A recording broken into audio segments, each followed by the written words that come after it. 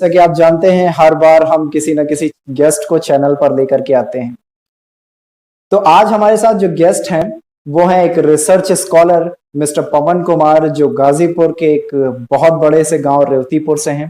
आज हम जानेंगे पवन सर के बारे में और भी बहुत सारी चीजें जो उन्होंने अपने रिसर्च के दौरान सीखी हैं, करी हैं, नए नए इन्वेंशंस, नए नए प्रैक्टिकल्स, नई नई रिसर्च।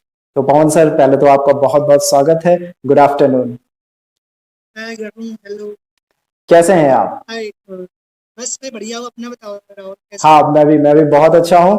पहले तो मुझे एक चीज सबसे पहले जाननी थी, जो मुझे बड़ी क्यूरियोसिटी थी। वो ये थी कि आपने टी शर्ट बड़ी इंटरेस्टिंग पहनी हुई है और ये आपके पैशन से रिलेट करती है। तो इसके पीछे क्या राज थैंक है? हाँ, एक्चुअली मेरा बचपन से ही एक ड्रीम है कि fly in the sky one day. ठीक है। तो वाह। मुझे भी जो भी ऑब्जेक्ट होता है, जो भी मतलब उड़ने वाला, जैसे यूएवी हो गया या एरोप्लेन, एनीथिंग जो भी हम्म। उड़ता है, तो मुझे बड़ा इंटरेस्टिंग आता है। मुझे बचपन से ड्रीम था कि मुझे जैसे इस टाइप से कुछ करना है हर तरह के फील्ड में। तो वो एक्चुअली मेरा भी थोड़ा ड्रीम भी होता है कि नासा, तो सब लोग जानते हैं नासा, इसरो, जी। तो ऐसे जैसे संस्था में काम करने के लिए, बस ऐसे ही थोड़ा सा एंजॉय करने के लिए मैंने इंटरेस्टिंग था, टी शर्ट के लिए बहुत बढ़िया और बहुत ही डैशिंग लग रहे हैं आप। आज का जो सेशन है वो बहुत ही यूजफुल होने वाला है, बहुत ही इंस्पायरिंग होने वाला है स्टूडेंट्स के लिए। तो मैं आप लोगों से रिक्वेस्ट करूंगा कि वीडियो लास्ट तक देखिएगा। और आज हम पवन सर के बारे में बहुत कुछ जानेंगे, इनकी रिसर्च के बारे में बहुत कुछ जानेंगे। तो पहले शुरुआत करते हैं आपकी जिंदगी से, कैसे शुरुआत हुई, कुछ अपने बारे में बताएं। ओके। बेसिकली मैं गाजीपुर जिले के आपने जैसे बताया कि रेवतीपुर सबसे बड़ा गांव है, तो मैं वहां से बिलोंग करता हूँ और मैं मिडिल क्लास से बिलोंग करता हूँ। मेरे दादाजी एक टीचर रिटायर्ड टीचर्स हैं। तो मैंने भी उनसे काफ़ी मुझे सीख मिली थी कि कैसे मतलब कि एजुकेशन को आगे करना चाहिए, क्या क्या, क्योंकि हमेशा वो छोटे पर से हम लोग को काफ़ी मोटिवेट करते थे कि तुम लोग पढ़ाई करो, ऐसे ऐसे करो। बिकॉज मेरी जो भी स्कूलिंग थी, स्कूल और कॉलेज वाला, सो वन से ट्वेल्थ तक मेरे गांव से ही सारे क्लासेस वगैरह हुई थी। तो फिर उसके बाद जब मैंने अपना स्कूलिंग वगैरह क्लास कंप्लीट करने के बाद, तो मेरा एक मोटो था कि मुझे कुछ करना है, मतलब कि जैसे एरोस्पेस के फील्ड में मुझे कुछ करना है। जी। बट मुझे वो डायरेक्शन नहीं मिल पाया था, मुझे कहाँ से मिलेगा, कैसे मिलेगा। फिर मैं जैसे मैं ट्वेल्थ से पास किया, तो किसी एक सज्जन ने मुझे बताया था कि बीटेक भी कर सकते हैं, एरोस्पेस में जा सकते हैं, उस फील्ड से, एरोनॉटिकल इंजीनियरिंग से। हम्म। तो उस टाइम में मुझे बहुत वो आया था, तो फिर मैंने वहाँ उसके लिए प्रिपरेशन किया। तो सब फिर उसके बाद मैं ट्रिपल आईटी इलाहाबाद में ज्वाइन किया एज ए बीटेक। तो फिर मेरा जो बीटेक बैकग्राउंड था वो इलेक्ट्रॉनिक कम्युनिकेशंस था, अच्छा। Indian Institute of Information Technology Allahabad. Then उसके बाद मैंने एमटेक भी वहीं से किया, बायोमेडिकल इंजीनियरिंग से। और उसके बाद फिलहाल में मैं भी रिसर्च स्कॉलर पीएचडी कर रहा हूँ under the guidance of doctor Satish Bhardwaj sir and doctor Sunil Yadav sir. और मेरी एक को फाउंडर है जिनका नाम शेफाली राम टेके है, जो हम लोग एक कंपनी भी स्टार्ट किए हैं, से हुए दो साल हो गए, जिसका नाम PS1925। अरे वाह, कॉन्ग्रेचुलेशंस फर्स्ट ऑफ ऑल। और थैंक यू सो गाइज हम जो है, जैसे कि सर ने कहा कि इनके साथ में एक पार्टनर और हैं जो साथ में रिसर्च में इनका हाथ बटाती हैं या हेल्प करती हैं। तो शेफाली मैम को हम ऐड नहीं कर पाए कुछ कारणों की वजह से, लेकिन पवन सर से हम कुछ जानेंगे। सर, आपने अभी कुछ दिन पहले एक रिसर्च की थी और कुछ गैजेट्स बनाए थे, तो प्लीज उनके बारे में कुछ मच। बताएंगे। एक्चुअली जब मैं कॉलेज में जब गया था, बैठा था, मतलब जब बीटेक में ज्वाइन किया था, तो मैंने पहले इस पता था कि हॉबी थी मुझे करने के लिए। तो मैंने ड्रोन्स पे स्टार्ट किया, काम करना स्टार्ट किया सबसे पहले।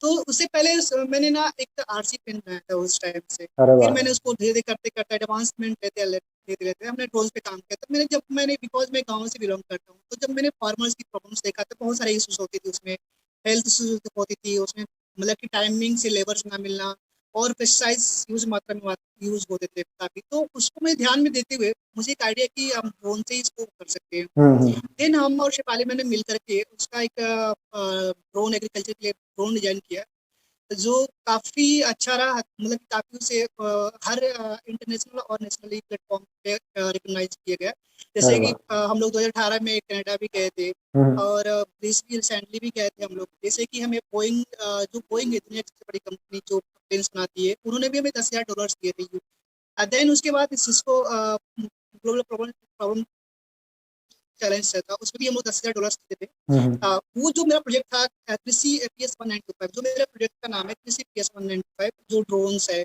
तो उसके लिए मुझे मिला था। और रिसेंटली हम लोग को जो डीएसटी है, ठीक है, department of science and technology, Nidhi EIR के थ्रू हम लोग को अभी उसमें भी हमें एक ग्रांट मिला हुआ है। तो इस तरह से हमें काफ़ी उससे रिलेटेड हमें काफ़ी चीज़ें मिला है। और जो मेन मेरा जो है जो डिवाइस है मेरा, वो कृषि ड्रोन है, जो एक पर्टिकुलर एरिया में स्टेइंग करता है और पेस्टिसाइड यूज मात्रा में बचाता है। बहुत यूजफुल इंफॉर्मेशन है गाइज। सर ने अभी जैसा कि बताया कि इन्होंने और शेफाली मैम ने मिलकर के एक ड्रोन बनाया था। ड्रोन आपने देखा होगा फिल्मों में और सीरियल्स में, जिसमें कैमरा यूज करते हैं, जिसमें बहुत सारी चीजें, हल्की चीजें कैरी करके इधर उधर शिफ्ट भी करते हैं, और बहुत सारे अलग अलग काम के लिए ड्रोन बनाया जाता है। कुछ टॉय ड्रोन्स भी होते हैं। तो सर ने उस पर बेसिकली काम किया है, और आपने एग्रीकल्चर के लिए जो है उसे बनाया है, और फार्म बेसिकली पेस्टिसाइड्स और फार्मिंग के लिए, राइट। तो एक बहुत ही, जी।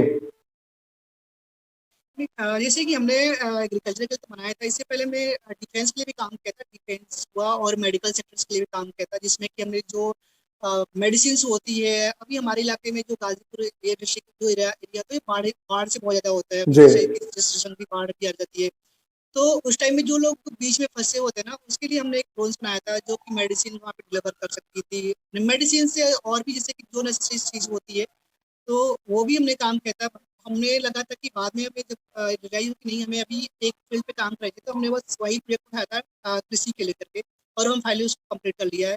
अब आगे भी हम लोग उस पर और कुछ रिसर्च हमारी जा रही है, बिकॉज मेरी जो एरिया टॉपिक्स तो उसी से रिलेटेड है हमारे ये। तो रिसर्च फील्ड एक ऐसी फील्ड है जिसमें बहुत सारी चीजें कॉन्फिडेंशियल होती हैं, लीक आउट पहले से नहीं कर सकते। लेकिन फिर भी या मैं जानना चाहूंगा कि क्या कुछ आगे कुछ ऐसे प्रोजेक्ट्स हैं जो सोसाइटी के लिए या हमारी कंट्री के लिए यूजफुल होंगे? या बेसिकली बहुत ही हम लोग भी कुछ कुछ ऐसे जो प्रोजेक्ट पे काम कर रहे हैं।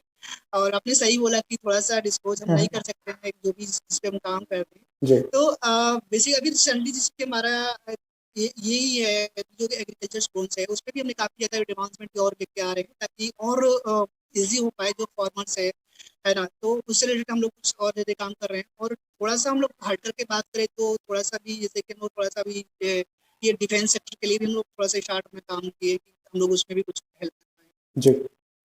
देखा है हम लोगों ने जनरली कि जो हम लोग के यूज के लिए गैजेट्स आते हैं, जैसे मोबाइल फोन है, लैपटॉप्स हैं, तो ये यस, सेंसर बेस्ड गैजेट्स होते हैं जिसमें मल्टीपल सेंसर्स यूज किए जाते हैं। तो क्या ड्रोन्स के साथ भी हम लोग सेंसर्स यूज करते हैं? या बेसिकली बिल्कुल होता है। आज के टाइम में तो हर ड्रोन्स में भी मतलब कि यूजेस होता है, उसमें बहुत टाइप्स के सेंसर्स लगे हुए होते हैं। जैसे सपोज अभी मेरी ड्रोन्स की बात करते हैं, तो उसमें भी बहुत टाइप्स के सेंसर्स यूज किया है मैंने। जैसे कि वो ऑटोमेटेड सारे एरिया को कवर करता है, मैपिंग करता है, सारी चीज़ में स्प्रेइंग ऑटोमेटेड तो करता है। आपने जब अपनी एजुकेशनल जर्नी शुरू की थी, उस समय आपका ड्रीम प्रोजेक्ट क्या था और कहाँ तक आपको जाना था? आपने कहाँ तक का गोल सेट किया था स्टार्टिंग? एक्चुअली मेरी जो ड्रीम से थोड़ा सा हटके है अभी, मैं भी डिस्क्लोज नहीं करना चाहता हूँ, बिकॉज थोड़ा सा लोग स्टूपिड जैसा मेरा ड्रीम्स है, लोग उस पर हंसेंगे भी हो सकता है, तो सभी में फाइलें उसको नहीं पता। लेकिन हाँ, मेरा जो ड्रीम्स था बचपन से ही था। मुझे मुझे याद है जब मैं 5 प्लस के आसपास में पढ़ता था उस टाइम, तो उस टाइम मुझे बहुत ज़्यादा, जैसे कि प्लेन्स वगैरह गाँव में तो ऑब्वियस सी बात है, हम लोग छत पे सोते थे या फिर बाहर सोते थे। तो जब भी जैसे प्लेन्स वगैरह आती थी, उसमें लाइटें जो जली होती थी, उसको देख कर के बड़ा क्यूरियोसिटी होती थी कि कैसे उड़ता है, इतनी हैवी चीज़ें कैसे हवा में उड़ती है। हम्म। तो उससे रिलेटेड बहुत सारे, उस टाइम तो ये भी था कि बहुत ज़्यादा इंटरनेट यूज़ नहीं था, फ्रेंडली नहीं था, यूट्यूब था। तो क्या होता है कि कुछ भी क्वेश्चन होता है तो हम लोग गूगल से पूछते हैं, या फिर बहुत सारे ऐसे जो चीज़ें आती जाती हैं हम पूछ लेते हैं। तो उस टाइम हम लोग कुछ बुक्स मिलते थे, उससे पढ़ते थे। फिर मेरा मतलब कि फाइनली ये था ना कि जैसे कि मैं 12th पास करने के बाद मुझे मैं 1 साल बीएचयू में पढ़ा हूँ, हम्म। डिपार्टमेंट ऑफ ये जर्मन लैंग्वेज में। बिकॉज़ मुझे थोड़ा-सा लैंग्वेज की भी ज़्यादा मतलब अच्छा लगता है मुझे सीखना, हम्म। डिफरेंट डिफरेंट टाइप्स की लैंग्वेज। जैसे मैंने स्पेनिश वगैरह भी थोड़ा-सा सीखा था। और 1 साल मैं बीएचयू में था, तो मैंने वो जर्मन भी सीखा था। तो उसके फिर मेरा एक्चुअली वहाँ जब मैं वहाँ पे था, तो मुझे बिल्कुल मन नहीं लगता था, बिकॉज़ मुझे करना था इंजीनियरिंग। हम्म। मैंने पहले से ही मन बना था कि मुझे कुछ भी हो जाए, मुझे ये सब नहीं करना, मुझे इंजीनियरिंग करना है। देन मैंने डिसाइड के साथ में साथ वहीं पे प्रिपरेशन करता था। जब मेरा ट्रिपल आईटी में सिलेक्शन हुआ तो मैं बहुत ज़्यादा हैप्पी था, बहुत खुश था। फिर मैंने वहाँ से लीव अप करके फिर जब मैं आया अपने कॉलेज ट्रिपल आईटी, तब मुझे लगा कि अब मैं अपने ड्रीम्स को मैंने सोचा है, मैं उसे पूरा कर सकता हूँ। और उसमें मेरे सर लोग से काफ़ी उन्होंने हेल्प किया। सुनील सर, जो हमारे गाइड्स हैं, मतलब कि उन्होंने बीटेक से ही हमें स्टार्टिंग स्टार्टिंग से ही वो गाइड करने स्टार्ट किया था, हेल्प किए थे। तो उसके बाद उसको फिर शेफाली मैम, जब हम लोग शेफाली मैम से भी मिले थे, तो हम लोग दोनों आपस मिलकर के बाहर डिसाइड किया कि हमें ये इस फील्ड पे काम करना है, एडवांस एरिया पे। तो देन उसके बाद हम लोगों ने डिसीजन एक साथ लेने के बाद फिर हमने उस अपने प्रोजेक्ट पे लग गए, और फाइनली हम लोग उसको एक अच्छा, मतलब कि एज ए प्रोडक्ट लेकर के हम आए। फिर उसके बाद हमें लगा कि ठीक है, हमने प्रोडक्ट बना लिया, तो देन अब हमें क्या करना चाहिए। तो हमें इसके बाद जब हमने देखा कि हमने प्रोडक्ट बना लिया है और उसको हमने हर जगह जैसे इंटरनेशनल लेवल पे भी हमें रिकॉग्नाइज मिला, तो हमने सोचा कि ठीक है, अब हम इस एक स्टार्टअप इसको फिर जो हमारा प्रोडक्ट हमने उसको एक स्टार्टअप के रूप में दे दिया था। तो ये हमारे लिए काफ़ी अच्छा था, और मैं सोच रहा हूँ कि अभी यही तक हमारा जर्नी नहीं है, और हमें भी और भी आगे करना है, जो कि बहुत ही ज़रूरी है। बिकॉज अगर हम ये मान के चल लें कि बस मेरा हो गया, लेकिन मेरा अभी एम पूरा नहीं हुआ है, मुझे और भी अच्छा करना है, आगे करना है। तो आई विश कि आप और भी आगे जाएं और भी नाम रोशन करें देश का, फैमिली का, सोसाइटी का, और हमारे लिए इंस्पिरेशन बने। मुझे एक चीज़ जाननी है कि जो भी स्कॉलर्स होते हैं, स्टूडेंट्स होते हैं, तो उनका अपना एक रोल मॉडल होता है, और वो रोल यस। मॉडल कई बार फील्ड से अलग हट करके होता है, कई बार फील्ड का ही कोई होता है। तो बहुत सारे इन्वेंटर्स हैं, बहुत सारे साइंटिस्ट हैं। आप किसे अपना रोल मॉडल मानते हैं? एक्चुअली मेरे जो रोल मॉडल है अभी, तो शायद बहुत अच्छे इंसान थे, वो इस दुनिया में नहीं है। जब मैं छोटे पर था, तो एक जो अग्नि जी से एपीजे अब्दुल कलाम, मैं उनको बहुत ही अपना रोल मॉडल मानता हूँ। बिकॉज वो भी एक गांव से होने के बाद भी उन्होंने कितने सारे स्ट्रगल करने के बाद वहाँ तक पहुँचे थे। तो उस टाइम वो राष्ट्रपति थे। तो मुझे मुझे एक अंदर से वो था कि मुझे सर से मिलना है, किसी भी हालत में मिलना है मुझे। तो मैंने डिसाइड किया था कि जब मैं कुछ अच्छा करूँगा या फिर इस टाइप से, तो मैं उनसे ज़रूर मिलने जाऊँगा। तो सडनली जब मैं बीटेक में ही था, देन मैं वहाँ पे उस टाइम मैं लैब में बैठा हुआ था। अचानक से ही, और रात का टाइम था, फिर अचानक से मुझे एक न्यूज़, ऐसे न्यूज़ आता आया था कि राष्ट्रपति जो हमारे साइंटिस्ट है एपीजे अब्दुल कलाम ने, उस टाइम मैं मतलब कितना ज़्यादा रोया था, मैं क्या बता सकता हूँ, बहुत ज़्यादा। बिकॉज मुझे एक ड्रीम था कि सर से मुझे मिलना है, बिकॉज उनकी हर बात हो, उनकी एक एक कोटेशन मुझे बहुत अच्छे से याद रहती है। तो वो बहुत अच्छे, मैं उनको मैं बहुत ज़्यादा मानता हूँ अपने रोल मॉडल। बिल्कुल, आपकी बात से एग्री करता हूँ। डॉक्टर कलाम हम सब के लिए इंस्पिरेशन थे, और उन्होंने इस देश के लिए जो भी किया, वो एक यस। साइंटिस्ट ही नहीं, एक देशभक्त होकर के उन्होंने जो भी चीज़ें हमें दी हैं, हमेशा याद रखी जाएंगी। बताएं। ओके। ओके, सॉरी, मैं बीच में रुकना चाहूँगा, बिकॉज हम्म। आपने एक बड़ा अच्छा सा क्वेश्चन किया था कि जो रिसर्च स्कॉलर्स होते हैं, उनकी एक लाइफ ही अलग ही होती है। देखिए, हमारा जो है मतलब कि मेरा जो है ना, अलग ही है। जैसे कि मैं अभी फिलहाल में पीएचडी भी कर रहा हूँ, साथ में मेरा स्टार्टअप भी है। तो एक साथ दोनों काम मुझे करना पड़ रहा है, साइड बाय साइड। तो जब हम लोगों ने एमटेक किया था, तो हमें भी एक बहुत अच्छी कंपनी आई थी, वो प्लेसमेंट की फर्स्ट फ्लाइट की अच्छी प्लेसमेंट्स है, जी जी। ठीक है, हो जाती है। पर हमने वहाँ पे हमने गिव अप कर दिया कि हमें नई स्टार्टअप, वो क्या कहते हैं कि हमें अभी कंपनी में किसी ज्वाइन नहीं करना है, हमें खुद का ही स्टार्टअप में ही करना है। तो थोड़ा-सा मुश्किल था मेरे लिए भी, क्योंकि लोग, ये होता है कि बीटेक और एमटेक करने के बाद लोग फाइनली एग्ज़ाम वो चले जाते हैं किसी न किसी कंपनी में जॉब करने के जी। लिए। बट हमने सोचा था कि स्टार्टअप एक थोड़ा-सा मुश्किल टर्म होता है, बिकॉज़ उसमें ये सिक्योरिटी नहीं होती कि आगे चल पाएगा या नहीं चल पाएगा। देन हमने स्टार्ट किया था कि ठीक है, हमने इतने सारे जो काम किया है उसको, तो उसको हमने एक अच्छे प्लेटफ़ॉर्म पे लेके जाए। देन हमने स्टार्ट पीएचडी किया था। और रिसर्च स्कॉलर्स की बात होती है, जो लोग कुछ ना कुछ एक इन्वेंट करना होता है उनको। तो हमने सोचा कि जब हम लोग जो भी इन्वेंट कर रहे हैं, उसको हम लोग अपने कंट्री में ऐसे काम करें जो हमारे कंट्री के लिए काफ़ी फ़ायदेमंद हो। तो देन हमने पीएचडी जॉइन कर लिया अरे वाह, क्या बात है। था। तो या और मैं लास्ट में ये बोलना चाहूँगा राहुल जी आपको कि बहुत-बहुत थैंक यू सो मच। आपने मुझे एक अच्छा अपॉर्च्युनिटी दिया, जो इस प्लेटफ़ॉर्म पे इसलिए। सर, मैं एक चीज बोलना चाहूंगा। यस। हमारी खुशनसीबी होती है जब कोई इंसान आता है, अपना कीमती वक्त हमें देता है, और इतनी यूजफुल इंफॉर्मेशन हमारे साथ शेयर करता है।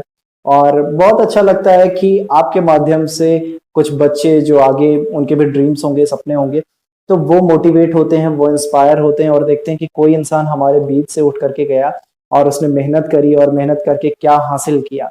तो जब आप किसी को रोल मॉडल मान करके आगे बढ़ जाते हो तो कोई कहीं ना कहीं आपको रोल मॉडल मान रहा होता है, और ये हमारा सबसे बड़ा अचीवमेंट है। ये सिर्फ हिंदुस्तान में ही होता है और बहुत कमाल की चीज है, बहुत कमाल का काम किया है आपने। आई रियली अप्रिशिएट, और मैं चाहूंगा, मेरी विशेष है कि आप हमेशा ऐसे ही आगे बढ़ते रहें, देश का नाम रोशन करते रहें। थैंक यू सो मच हमारे थैंक यू साथ सो जुड़ने मच। के लिए।